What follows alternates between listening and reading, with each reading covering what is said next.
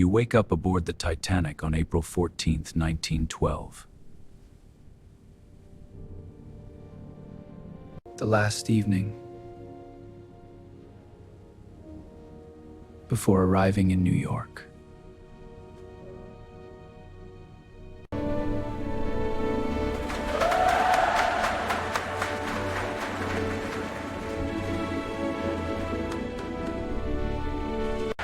What a splendid day for the crossing. Indeed, the sea is so calm. Make way! Clear the deck! What was that? I felt it too. So strange. You watch the massive ship tilt into the darkness. One question crosses your mind. And you? Would you have survived the Titanic?